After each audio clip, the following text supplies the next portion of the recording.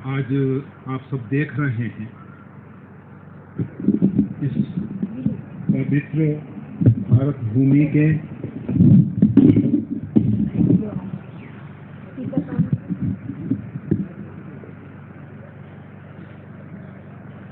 जो महापुरुष महामंडलेश्वर हम सबके बीच में विराजमान हैं,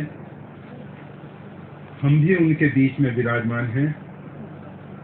इन सब महामंडलेश्वरों की, इन सब संतों की एक विशेष महती कृपा है।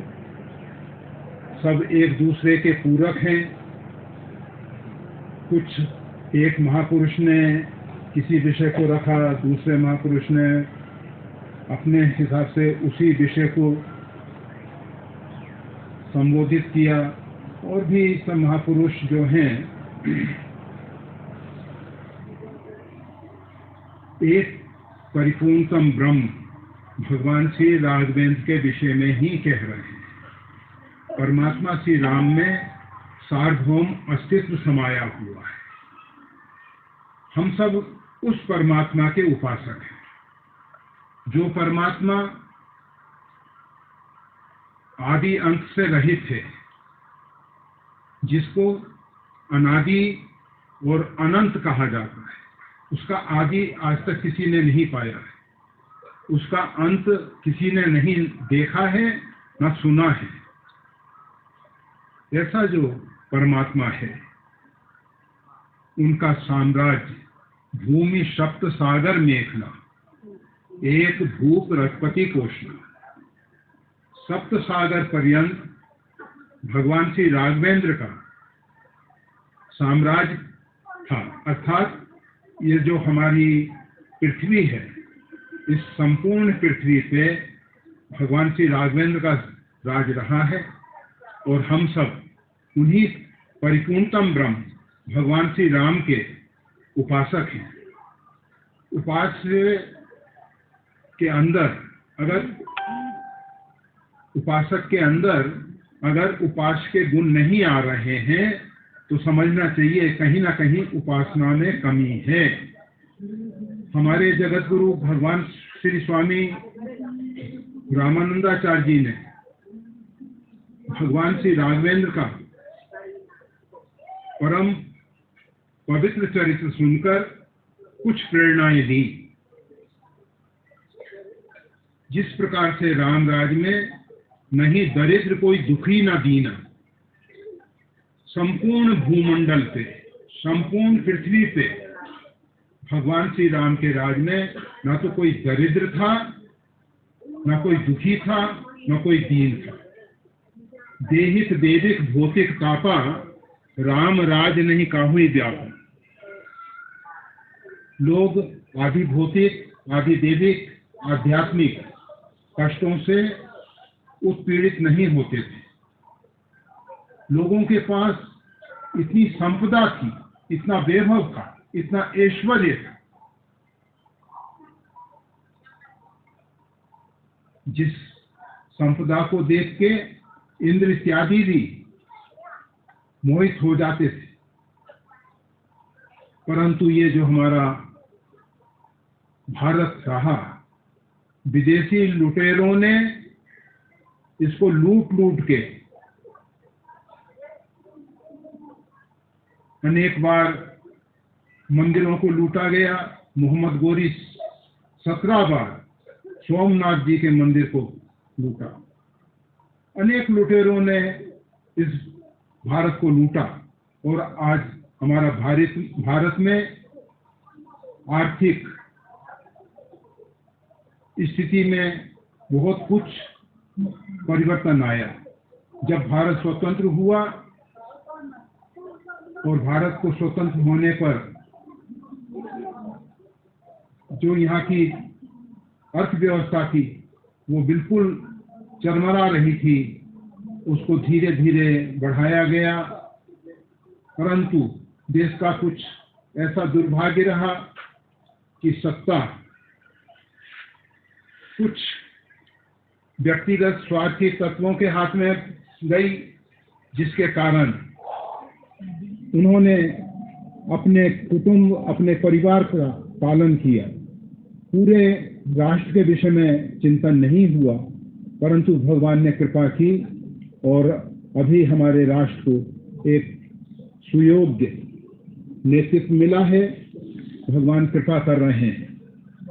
हम तो केवल इतना कहना चाहेंगे, अभी जैसा आप सबने सुना, सर्वप्रथम हमारे महामंडलेश्वर ईश्वरदास जी जो अनेक गौशालाओं का संचालन कर रहे हैं, अध्यक्ष हैं, परमाध्यक्ष हैं,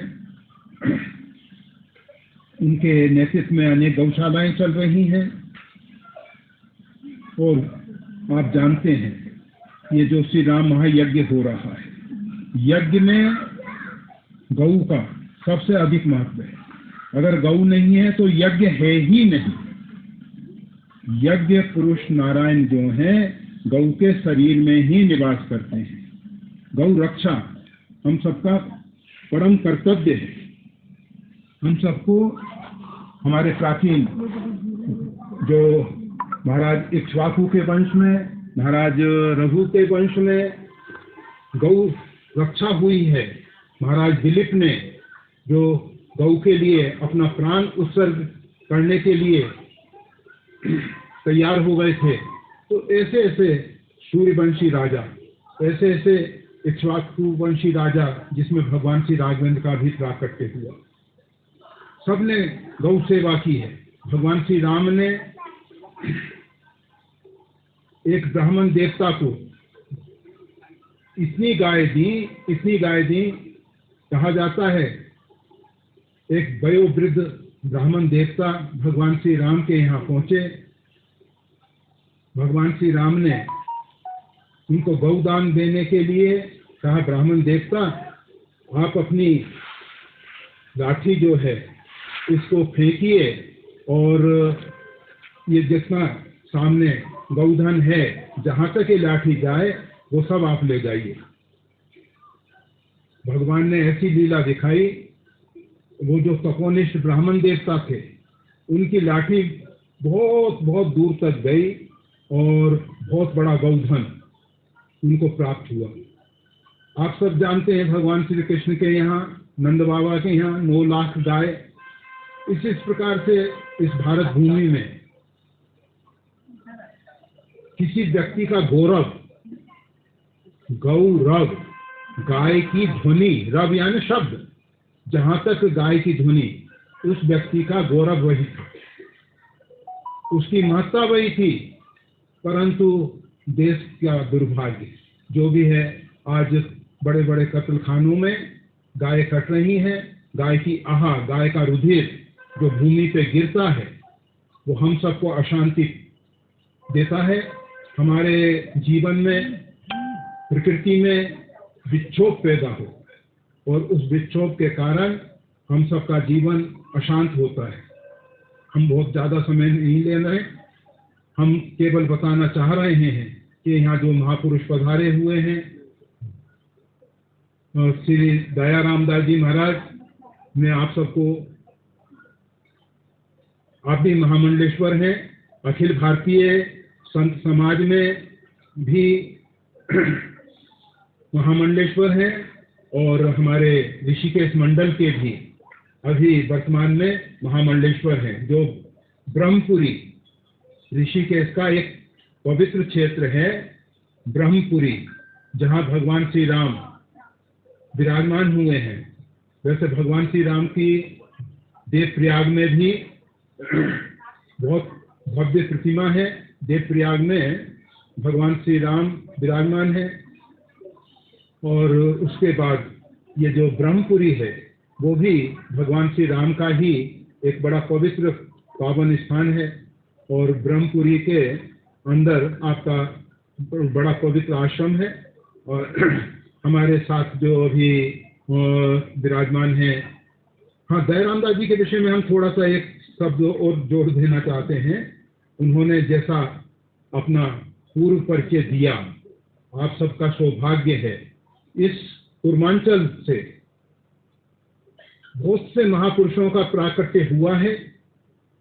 एक सत्यानंद जी अवधूत, जिन्होंने मुंगेर में योग यूनिवर्सिटी का प्रारंभ किया, वो यूनिवर्सिटी जो है काफी आगे बढ़ चुकी है। श्री स्वामी शिवानंद जी महाराज के कृपा पात्र स्वामी दयानंद जी, वो भी अल्मोड़ा क्षेत्र के ही रहे और उन्होंने पूरे विश्व में योग का बहुत अधिक प्रचार किया और भक्ति का भी प्रचार किया। बाद में एक रिखवा गांव है, वहां उन्होंने पंचाग्नि का सेवन करते हुए बहुत लंबे समय तक तपस्या की और फिर बाद में जन मात्र की सेवा। हमारे प्राचीन ऋषि महर्षि हमेशा से सर्वप्रथम परम सत्य की प्राप्ति करते आए। परम सत्य की प्राप्ति होने के बाद इस सार्वभौम अस्तित्व की सेवा में अपने आप को समर्पित किए हैं। आप सब जानते हैं, ये शरीर जो है, इसका कोई भी अंग अगर शरीर से संबंध विच्छेद कर लेता है तो वो निर्जीव हो जाता है, और कोई भी अंग अगर शरीर की सेवा नहीं करता है तो रुग्ण हो जाता है। हम सब इस विराट परमात्मा के एक अंग हैं, एक अंश हैं। हम सबका दायित्व है कि इस विराट परमात्मा की सेवा में अपने आप को समर्पित करें। ऋग्वेद में एक बहुत परम पवित्र मंत्र आया है। मंत्र कहता है, केवलादो भक्ति केवलाधो भक्ति। केवल अध वही है, केवल पाप वही है जो केवल अपने लिए जीता है। हमारा जीवन केवल हमारे शरीर मात्र के लिए ना हो। हम इस विराट अस्तित्व के अंग हैं। इस विराट अस्तित्व की सेवा में हमको अपने आप को समर्पित करना है। इस विराट से अपने संबंध तोड़ने नहीं है, छोड़ने नहीं है। हम उस परमात्मा के साथ उसके नाम रूप लीला धाम के माध्यम से सदा सदा जुड़े रहें। और अगर हम ऐसा नहीं कर पा रहे हैं तो हमारे अंदर रुग्णता पैदा होती है, मानसिक रुग्णता होती है, शारीरिक रुग्णता होती है, और ये रुग्णता फिर आसपास फैलती है। तो हमको इस रुग्णता से बचकर अपने आप को सीमित दायरे में नहीं रखना है। अपने आप को विराट परमात्मा के अंश के रूप में, अंग के रूप में स्वीकार कर संपूर्ण विश्व विराट परमात्मा की सेवा में समर्पित करना है। हमारे नजदीक हमारे गुरु भाई विराजमान हैं। आप भी अखिल भारतीय संत समाज के द्वारा महामंडलेश्वर पद पे प्रतिष्ठित हैं। आपका जो हमारा गुरु स्थान है विदिशा में, वहाँ के आप महंत भी हैं, और उसके साथ साथ नर्मदा किनारे भी आप एक भव्य आश्रम का निर्माण कर रहे हैं। और सभी संत महापुरुष अपने अपने ढंग से अपनी अपनी योग्यता और क्षमता के अनुरूप संपूर्ण विश्व ब्रह्मांड की सेवा में समर्पित हैं, और ये हम सबको प्रेरणा दे रहे हैं। अपने आप को सीमित मत बनाओ। आप देखते हैं, एक गड्ढे में जल भरा रहता है, वो सीमित दायरे में दुर्गंध देने लग जाता है, और वही जल गंगा में मिल जाता है तो वो पवित्र हो जाता है, और वही गंगा समुद्र में जाके विलीन हो जाती है। वो समुद्र का जल कितने नदी नालों के बरसाती गंदे पानी समुद्र में पहुंचते हैं, परंतु कभी समुद्र में सड़ान नहीं आती। क्यों? वो विराट है। हम अपने आप को संकीर्ण करके, अपने आप को क्षुद्र करके, अपने आप को तुच्छ मान के कभी भी हीन भावना अपने अंदर ना लाए। कभी भी अपने अंदर कोई कुंठा पैदा ना करें। जब कभी कोई लोग कहते हैं हम बहुत गरीब हैं, हम कहते हैं परमात्मा ने हमको ये जो शरीर दिया है, मस्तिष्क, ज्ञान, इसके द्वारा अगर हम चाहें तो पूरे विश्व ब्रह्मांड पे इंग्लैंड, छोटा सा एक देश, पूरे विश्व पे ब्रिटिश गवर्नमेंट ने साम्राज्य फैलाया। कहते हैं उनके राज में कोई सूर्य अस्त नहीं होता था। America, United state of America, सब उनके अधीन हुए।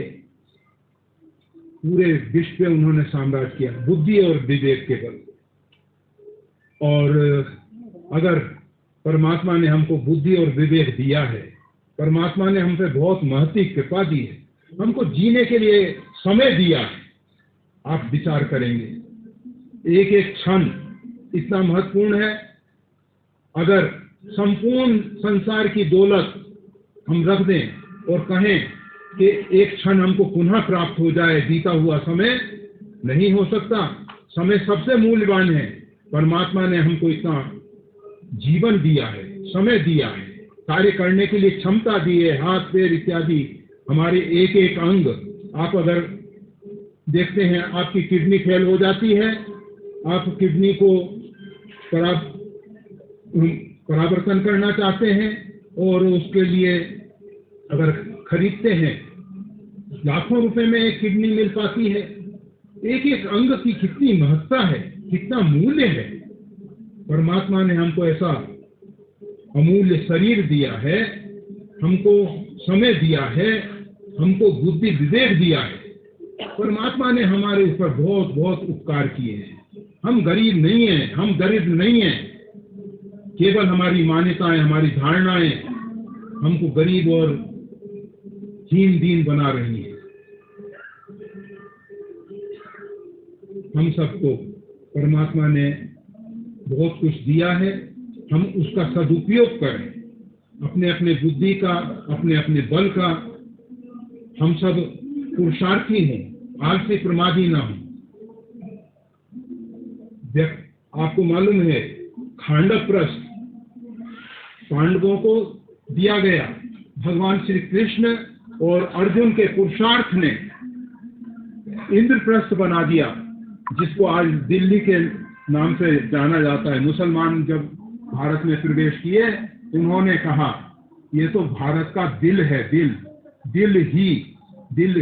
और दिल्ली हो गया, दिल्ली हो गया, जो कुछ। तो कहने का मतलब ये है, खांडव प्रस्थ से इंद्रप्रस्थ बना। पुरुषार्थ और बुद्धि विवेक हमको सब कुछ करने की सामर्थ्य प्रदान करता है। हमने इस दानपुर परगना का इतिहास देखा, इसमें अनेक स्वतंत्रता संग्राम सेनानियों ने जन्म लिया। उन्होंने अनेक अनेक प्रकार से इस पवित्र भूमि में कार्य किया। जन आंदोलन, जो भारत को स्वतंत्र करने के लिए आंदोलन हो रहे थे, उसमें भाग लेके बहुत कुछ किया है। तो कोई दीनहीन नहीं है, कोई गरीब नहीं है। केवल अपने आप को पहचानो, को हम कौन हैं, हम किसकी संतान हैं। हम मनु महाराज की बात करते हैं, हम मानव हैं। उसके बाद हम पूरे विश्व ब्रह्मांड की बात करते हैं। हम संकीर्ण नहीं हैं, हमारी बुद्धि संकीर्ण ना हो, हम संकीर्ण दायरे में ना बने। और अच्छा है, ये बड़ा पवित्र धाम है भद्रतुंगा, और इसमें इस प्रकार का आयोजन हो रहा है। और सभी संत महापुरुष अपने अपने वचनों के द्वारा हम सबको आशीर्वचन दे रहे हैं। हम सब उनके वचनों का आदर करें, उसमें सार को गहिले थोथा जई उड़ाए। सार वस्तु को हमको स्वीकार कर लेना है, और जो निरर्थक बातें हैं उनको यहीं के यहीं छोड़ देना है। जय श्री राम। जय श्री राम।